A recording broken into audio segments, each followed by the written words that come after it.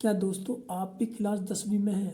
क्या आप चाहते हैं कि मुझे भी 5 नंबर एकदम आसानी से मिल जाए?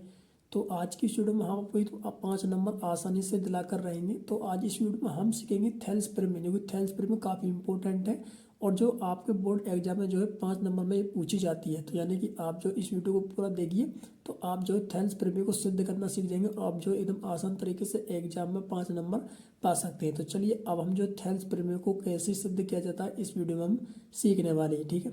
तो यहाँ पर देखिए मैंने थेल्स प्रमेय का जो स्टेटमेंट है उसको यहाँ पर लिख लिया है। तो थेल्स प्रमेय का जो स्टेटमेंट है वो क्या कहता है इसको हम पहले पढ़ेंगे। तो यहाँ पर आप देखिए किसी त्रिभुज की एक भुजा के समांतर, यानी कोई त्रिभुज है उसकी जो एक नीचे का एक भुजा है उसके समांतर खींची गई रेखा उसकी अन्य दो भुजाओं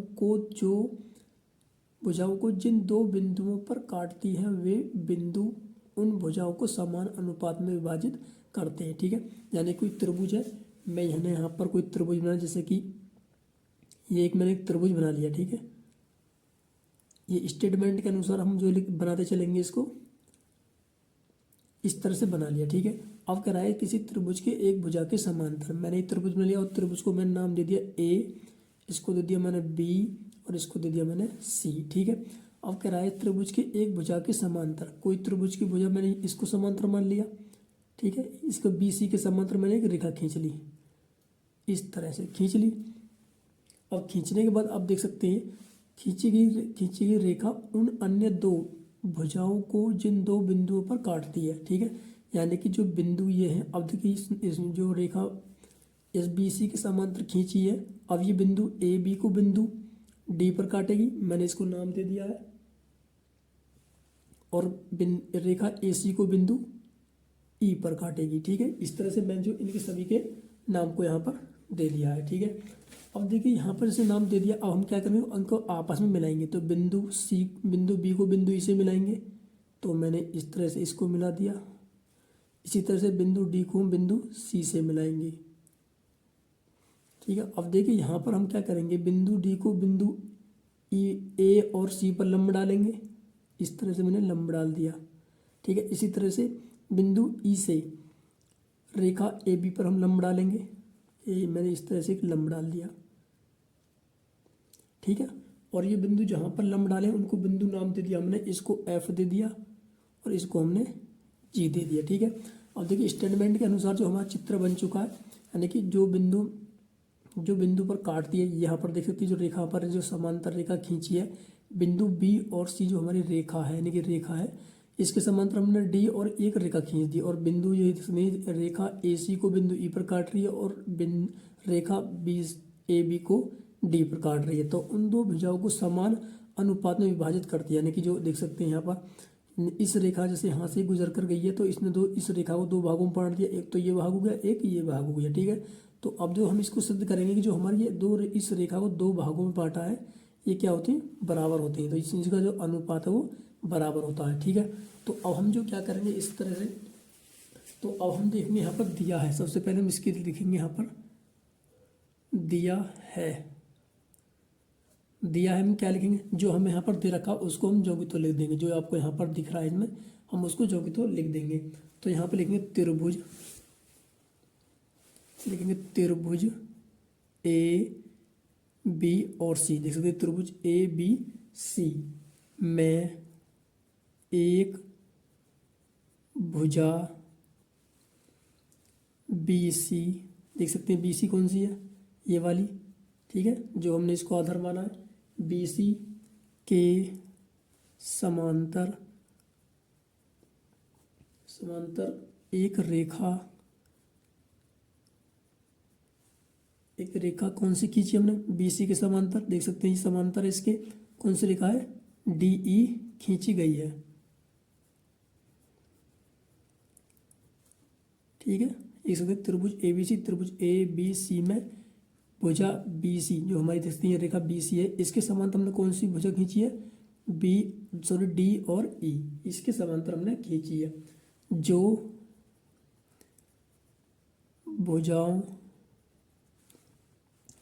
ए बी तथा ए सी को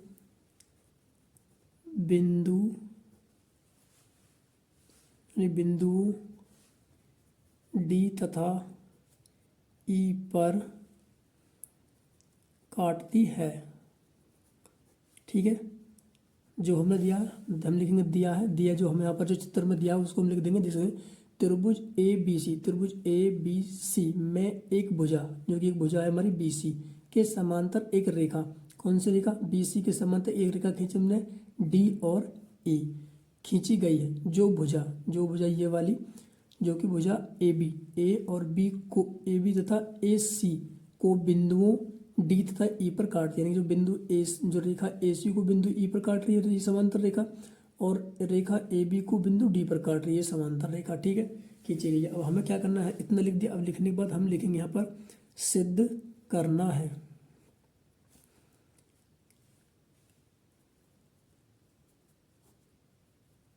सिद्ध करने में हम क्या लिखेंगे, जो ए बी है, यानी कि जो हमारी ए बी रेखा है, इसको दोनों पार्ट में बांटा, एक तो ए डी और बी डी। ठीक है, डी और बी, तो ए डी बटे डी बी बराबर है इस ए सी की, जो ए सी रेखा को जो दो भागों में बांटा उसके बराबर है, कि ए ई बटे ई सी के। ठीक है, चाहे तो आप इसको इस तरह भी लिख सकते हैं, ए डी अनुपात डी बी बराबर है ए ई अनुपात ई सी के, यानी कि जो हमारी ए और बी रेखा है, इसको बिंदु डी से दो भागों में बढ़ गया। एक तो भाग ये हो गया, एक भाग ए से डी तक हो गया और एक भाग हमारा बी से डी तक हो गया, यानी कि जो ये जो भाग है, इस जो ए सी को दो भागों में बांटा उसके बराबर है। जैसे कि ए ई को दो, ए ई एक भाग हो गया और ई से सी तक दूसरा भाग हो गया। ठीक है, तो ये क्या एक दूसरे के इक्वल है, हमें ये सिद्ध करना है। अब लिखेंगे हम यहाँ पर रचना। ठीक है, अब यहाँ पर लिखेंगे रचना। तो रचना में हम लिखेंगे रेखाखंड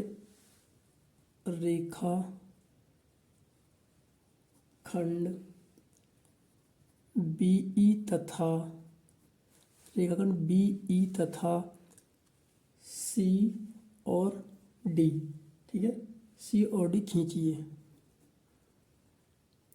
अब ये कह रहा है कि रेखाखंड बी ई, देखिए यहाँ से बी और ई तक हमने डॉट डॉट में रेखाखंड खींचा है, ये इस तरह से आप देख सकते हैं। ठीक है, और तथा सी डी रेखाखंड खींचे, तो सी से और डी तक हमने डॉट डॉट में खींचा है। ठीक है, ये रेखाखंड खींचिए और बिंदुओं डी तथा ई से भुजाओं ए सी तथा ए बी क्रमशः डी जी तथा ई एफ, डी जी तथा ई एफ लंब खींचे, लंब खींचिए। यहाँ पर समझ लीजिए कि रेखाखंड ए बी, क्या बोला इसने,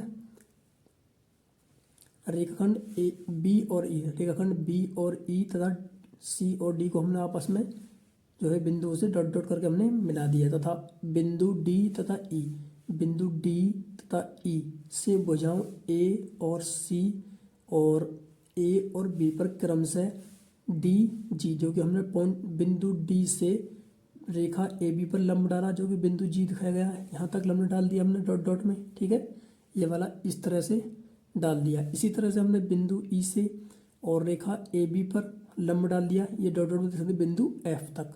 ठीक है, ये क्या एक दूसरे के लंबवत है। ठीक है, जैसे हमने इस पर लंब डाला तो यहाँ पर 90 डिग्री कोण बनेगा, यहाँ पर भी 90 का बनेगा। ठीक है, और यहाँ पर इधर को भी 90 का, इधर भी 90 का, क्योंकि जहाँ पर हम जो लंब डालते हैं वहाँ पर जो 90 डिग्री कोण बनता है। ठीक है, एक दूसरे के दो रेखा लंबवत हैं तो वहाँ पर 90 डिग्री कोण बनता है। ठीक है, अब लिखेंगे हम उपपत्ति।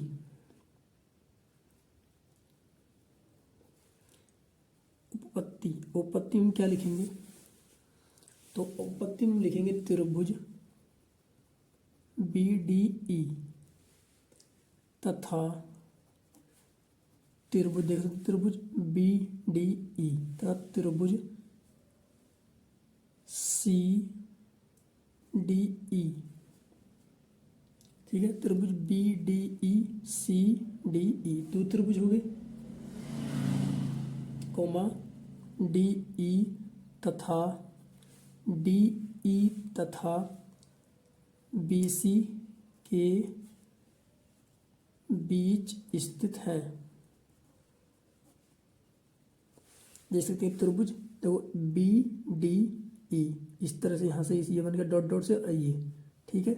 और त्रिभुज सी, ये डॉट डॉट में गया सी यहाँ तक, और डी ई, डी ई रेखा हमारी और बी सी के बीच स्थित, यानी कि तो इन दोनों समांतर रेखाओं के जो बीच में ये दोनों त्रिभुज स्थित है, ठीक है। तो अब लिखेंगे चूंकि, अब देंगे चूंकि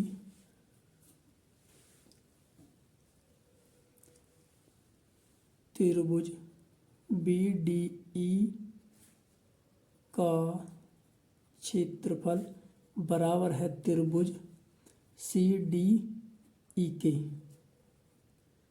का क्षेत्रफल, यानी कि देख सकते हैं ये जो त्रिभुज है हमारे, यानी कि बी डी ई और तथा सी डी ई, यानी दो समांतर रेखाओं के बीच बने हैं, और इनका जो क्षेत्रफल है, जब दो समांतर रेखाओं के बीच बने हैं तो इनका जो आकार है वो एक जैसा है, और इनका भी क्षेत्रफल कैसा होगा, एक दूसरे के बराबर होगा। तो हमने इसी पॉइंट को लिखा है, चूंकि त्रिभुज बी डी ई का क्षेत्रफल बराबर त्रिभुज डी सी डी ई का क्षेत्रफल, दोनों क्या है, एक दूसरे के इक्वल है, ठीक है। तो अब लिखेंगे यहाँ पर करेंगे त्रिभुज का क्षेत्रफल निकालेंगे, तो लिखेंगे यहाँ पर त्रिभुज ए डी ई का क्षेत्रफल, ठीक है। त्रिभुज ए डी ई, आप देख सकते हैं कौन सा त्रिभुज बनाना, मैं यहाँ पर आकृति बना देता हूँ, ये ए और ये डी वाला त्रिभुज लेंगे, ठीक है। तो ये हो गया ए, और ये हो गया बी, और ये हो गया सी त्रिभुज। तो यहाँ पर ये डॉट डॉट में दिख रहा है, sorry A B E, A D E, sorry ये हो गया ए और ये हो गया हमारा डी, ठीक है। अब देखते हैं बिंदु ई से इस पर लंब डल रहा है, ये वाला आप देख सकते हैं यहाँ से, यहाँ पर आप देखिए ए डी ई, और ये इस पर लंब डल रहा है, ए और डी पर एफ बिंदु है, तो यहाँ पर हम लिखेंगे एफ, ठीक है। ए डी ई का क्षेत्रफल, तो त्रिभुज क्षेत्रफल होता है 1/2 आधार गुणा ऊंचाई, ठीक है, आधार गुणा ऊंचाई। अब आधार क्या है इसका, ए डी, क्योंकि हमने यहाँ पर देख सकते हैं ये यहाँ से इस बिंदु से ए डी पर हमने एक रेखा डाली है, लंब डाला है, तो यहाँ पर 90 डिग्री कोण बनेगा। तो आधार क्या हो गया इसका, 1/2 हमारा पहले से ही आधार हो गया ए और डी गुणा, ठीक है। ऊंचाई कितनी है इसकी, अब देखते हैं इसकी ऊंचाई ये होगी, ठीक है, ई और एफ, यानी कि ई एफ, ठीक है। इसी तरह से हम जो फिर से त्रिभुज लेंगे, अब की बार त्रिभुज लेंगे बी डी ई, तो अब की बार हम यहाँ पर लेंगे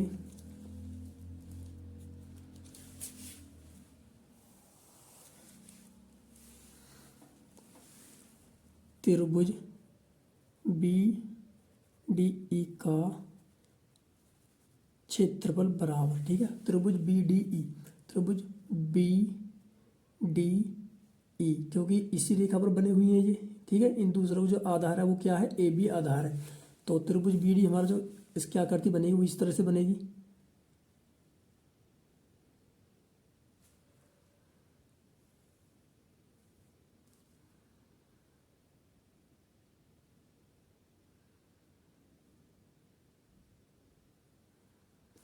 ठीक है, ये वाला। तो ये हो गया हमारा बी एफ, ये डी है और ये हमारा ई है, ठीक है, ये आकृति बन गई, ठीक है। तो त्रिभुज बी डी ई का क्षेत्रफल हो गया 1/2। अब आधार क्या है हमारा, अब आधार लेंगे हम बी और डी, क्योंकि दोनों को आधार सेम है। त्रिभुज ए डी ई का भी यही आधार है, और त्रिभुज बी डी ई का भी एक ही आधार है, ये वाला, ठीक है। तो इसका आधार क्या हो गया, बी डी, और गुणा ऊंचाई क्या है इसकी, और देख सकते हैं ऊंचाई हमने यहाँ तक त्रिभुज बी डी ई ले रहे हैं, तो इसकी जो यहाँ तक इसको आगे बढ़ाएंगे तो इसकी ऊंचाई क्या होगी, ए ई और एफ। ठीक है, हम लिख दिया। अब देख सकते हैं यहाँ पर ये त्रिभुज होगा, इसको हमने, अब देख सकते हैं यहाँ पर अब क्या करेंगे हम, त्रिभुज ए डी ई का क्षेत्रफल और डिवाइड करेंगे यानी बटे त्रिभुज बी डी ई का क्षेत्रफल। ठीक है, बटे कर दिया। तो हमें यहाँ पर मिल चुका है त्रिभुज ए डी ई का क्षेत्रफल क्या है, त्रिभुज ए डी का क्षेत्रफल है 1/2 ए डी गुणा ई एफ। तो 1/2 गुणा ए डी गुणा ई एफ, और बटे में क्या हमारा त्रिभुज बी डी ई का क्षेत्रफल, बी डी ई का क्षेत्रफल क्या है 1/2 गुणा बी डी और गुणा ई एफ। ठीक है, ये मिल गया हमें। तो देखिए 1/2 से 1/2 कट गया और ई एफ से ई एफ कट गया, तो हमें क्या मिला यहाँ पर ए डी बटे बी डी। ठीक है, तो हमें त्रिभुज ए डी ई बराबर का क्षेत्रफल बराबर ए डी बटे बी डी, और ये जो कि यहाँ पर भाग में है तो इधर जाकर क्या होगा, गुणा में पहुंच जाएगा। तो त्रिभुज बी डी ई का क्षेत्रफल। ठीक है, ये लिख दिया। अब हमें यहाँ से मिल चुका है। ठीक है, अब ये कि समीकरण 2, समीकरण 1 हमारी ये है, समीकरण 1 हम इसको मानेंगे, त्रिभुज बी डी ई का क्षेत्रफल बराबर त्रिभुज सी डी ई का क्षेत्रफल। ठीक है, समीकरण 1 मान लिया इसको। अब हम त्रिभुज, अब लिखेंगे त्रिभुज, यहाँ पे लिखेंगे इसी प्रकार डी जी लंब है ए सी पर। ठीक है, ये लिख दिया। अब लिखने के बाद हम कहेंगे त्रिभुज ए डी ई, फिर से हम वही त्रिभुज बनाएंगे ए डी ई, तो हमने बना लिया ए डी ई वाला त्रिभुज बना लिया। ठीक है, तो यहाँ से लंब डला इस तरह से, ये हो गया ए डी ई और लंब है हमारा एफ पॉइंट। ठीक है, बना लिया हमने। अब तो ए डी ई का क्षेत्रफल क्या होगा, बराबर 1/2 आधार गुणा ऊंचाई होता है, तो 1/2। अब इसका आधार क्या है, अब इसका आधार क्या मानेंगे हम, ए ई, ये यहाँ पर जी है ये। ठीक है, ये जी, ये ई पॉइंट है हमारा, थोड़ा गलत बन गया, ये यहाँ पर ई पॉइंट और ये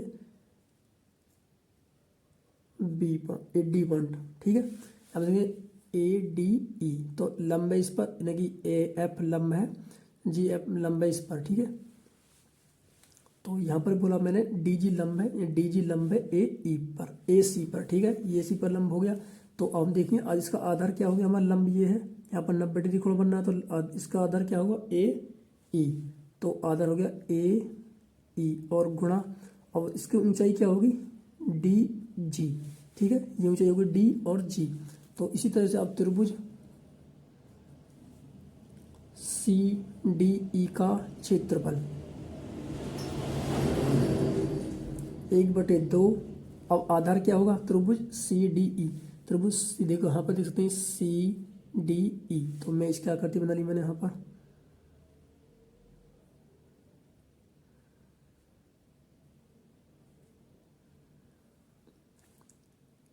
तो ये बनेगी सी डी ई, यहाँ पर रहेगा और जी पॉइंट यहाँ पर रहेगा। ठीक है, ये चित्र बनेगा।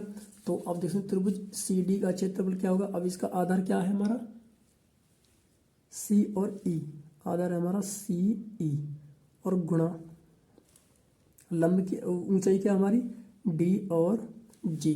तो अब यहाँ से त्रिभुज ए बी सी दोनों को मिल चुका है, तो त्रिभुज ए डी ई का क्षेत्रफल बटे त्रिभुज सी डी ई का क्षेत्रफल। ठीक है, तो अब हम यहाँ से डिवाइड करेंगे। देखिए, तो त्रिभुज ए डी का क्षेत्रफल क्या है 1/2 ए ई गुणा डी जी, और त्रिभुज त्रिभुज सी डी का क्षेत्रफल क्या है, 1/2 गुणा सी ई और गुणा डी जी, ठीक है। 1/2 से 1/2 कट गया और डी जी से डी जी कट गया, तो हमें मिला ए ई बटे सी ई, ठीक है। तो हम दूसरा पेज ले लें पहले। अब इतना हो गया, हमें यहाँ से मिल गया अब, यानी कि त्रिभुज डी ए डी ई का क्षेत्रफल बराबर बटे में त्रिभुज सी डी ई का क्षेत्रफल, और इक्वल है हमारा ए ई बटे सी ई, ठीक है। तो अब यहाँ से वे ए डी का क्षेत्रफल निकालेंगे, त्रिभुज ए डी ई का क्षेत्रफल बराबर ए ई बटे सी ई, ठीक है। तो अब देखिए यहाँ पर हम जो ये भाग में था, अब ये इधर आकर गुणा में पहुँच जाएगा, इनटू त्रिभुज सी डी ई का क्षेत्रफल, ठीक है। तो हमें देख सकते हैं सी ई डी का क्षेत्रफल, जबकि हमने पहले ए डी ई क्षेत्रफल हो गया था, अब ये होगी समीकरण हमारी 3। तो अब हम देखेंगे यहाँ पर समीकरण 2 कितनी थी हमारी, ये यहाँ पर ए डी ई का क्षेत्रफल कितना है, A upon D A D upon B D into त्रिभुज बी डी ई का क्षेत्रफल। तो समीकरण 1 और 3 हमारी ये दोनों होगी, तो समीकरण लिखेंगे यहाँ पर समीकरण 1 तथा 2 से। तो देखिए यहाँ पर ए त्रिभुज ए डी ई का क्षेत्रफल बराबर इतना, और दो समीकरण नंबर 3 में करा है त्रिभुज ए डी का क्षेत्रफल बराबर इतना, नहीं त्रिभुज ए डी और त्रिभुज ए डी का क्षेत्रफल दोनों इक्वल है, तो हम क्या करेंगे दोनों त्रिभुजों के जो क्षेत्रफल उनको बराबर कर देंगे। तो त्रिभुज ए डी का क्षेत्रफल कितना, ए डी बटे बी डी इंटू त्रिभुज बी सी डी का बी सी डी ई का क्षेत्रफल बराबर है त्रिभुज एक दूसरे इक्वल है, तो ए ई बटे सी ई इंटू त्रिभुज सी डी ई का क्षेत्रफल एक दूसरे के बराबर हो गया।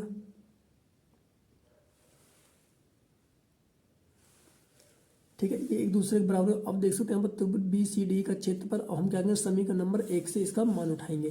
तो समीकरण नंबर 1 थी हमारी ये, चूंकि त्रिभुज बी डी ई का क्षेत्रफल किसके बराबर है, त्रिभुज सी डी ई के क्षेत्रफल के बराबर। ठीक है, तो यहाँ लिखेंगे ए डी बराबर बी डी, वो त्रिभुज बी सी डी का क्षेत्रफल किसके बराबर है, त्रिभुज सी डी ई का क्षेत्रफल के बराबर। तो इसकी जगह हम त्रिभुज सी डी ई का क्षेत्रफल और बराबर है हमारा ए ई बटे सी ई त्रिभुज सी डी ई का क्षेत्रफल।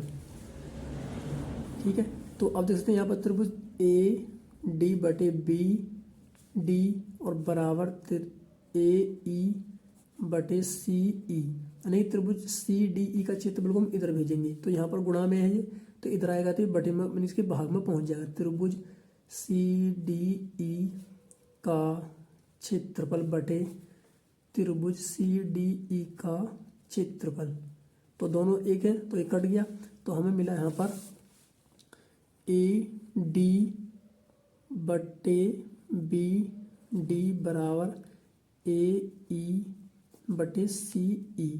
ठीक है, तो चाहे तो इसको पहले लिख सकते हैं, इस तरह से लिख सकते हैं ए डी बटे डी बी और इक्वल है ए ई के बटे में ई सी। ठीक है, तो हमें सिद्ध क्या करना था, सिद्ध हमें यही करना था, देख सकते हैं यहाँ पर सिद्ध करना जो हमने लिखा था ए डी बटे बी डी बराबर ए ई अपॉन ई सी के बराबर। ठीक है, तो चाहे तो आप इस तरह भी लिख सकते हैं ए डी अनुपात डी बी बराबर है वो ए ई अनुपात ई सी के। ठीक है, तो यही हमें क्या करना था, सिद्ध करना था, तो यहाँ पर लिखेंगे प्रूव्ड। ठीक है, तो इसी तरह से हम जो है एकदम आसान तरीके से, जो आप एग्जाम में 5 नंबर आसान तरीके से पा सकते हैं। तो यह जो थैल्स प्री में है, बोर्ड में आपसे 5 नंबर पूछा जाता है। तो चलिए फ्रेंड, अगर आपको वीडियो पसंद आए तो वीडियो को लाइक कीजिए, अगर आप चैनल पर हो चैनल को सब्सक्राइब कर लीजिए। चलिए फ्रेंड, मिलते हैं अगली वीडियो में, तब तक के लिए बाय।